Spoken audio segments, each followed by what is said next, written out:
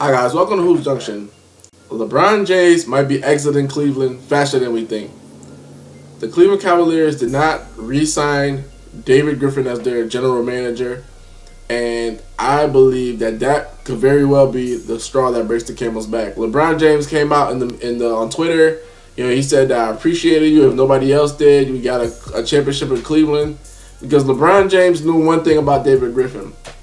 David Griffin was a straight shooter, because even during all those times when they're saying, "We want love, we want this," he was saying that we're going to explore all the options, but we're going to do this according to the organization. So he was a true GM. He's a true GM through and through.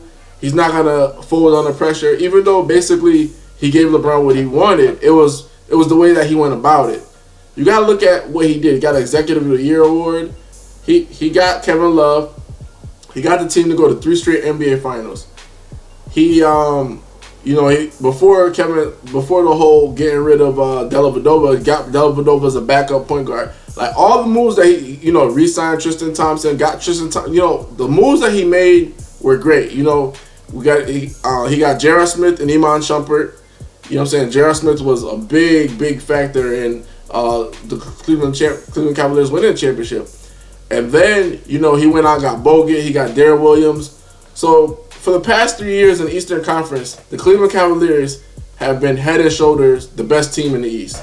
They had no competition. It's not just because you have Kyrie, Love, and LeBron. It's because of the moves that David Griffin was making. And the fact that they did not re-sign him, and the fact that LeBron James and a lot of other players had a lot of admiration for Griffin is basically showing you that this is LeBron's exodus. This is the way he can make an exit. He can basically say, "I got a championship in Cleveland. You guys are firing my GMs and things of that nature, the people that I want in the front office, and I'm leaving again," because this is his excuse. Hey, you guys never really valued any GMs. If you look at the Cleveland Cavaliers, they haven't had a GM last more than 3 years in their organization. So it's kind of weird. Why would you fire a GM who's doing a good job? And part of the reason they fired him is because he asked for a raise. Why wouldn't you give him a raise? I understand you're paying a luxury tax, but he has consistently, for the past 3 years, Cavs have been a model of consistency in the East. They're who everybody aspires to, and a part of that is due to David Griffin. So it's why wouldn't you re-sign him? What was the point of that? All the thing I can think of is maybe because of the raise that he asked for and the different philosophies he has from the owner. The owner is basically saying, "I could do a better job," or whatever the case is. But that's not even anything to say or gloat about, because Dan Gilbert, he's the owner. He's not in the trenches a day in and day out. They are interviewing Chauncey Billups. Well, possibly could be a move that could keep LeBron James on Cleveland. But you got to remember this: LeBron James, and this is why this move of getting Chauncey Billups might help. Well, LeBron James was coming back to Cleveland. He was trying to engineer a trade where basically the Cleveland Cavaliers front office could get traded for the Detroit Pistons front office. So it was more than just a team thing, a team effort. He was trying to get the organizations to swap front offices. That would have been one of the first things ever seen in NBA history, where not only are we trading players, we're swapping front office people. So when you get rid of one guy that LeBron James really likes in the front office, that tells you that there's some kind of disconnect where, if he was willing to come back only if they swap out the entire front office, that means there's some things going on in Dan Gilbert's organization LeBron James is not happy with.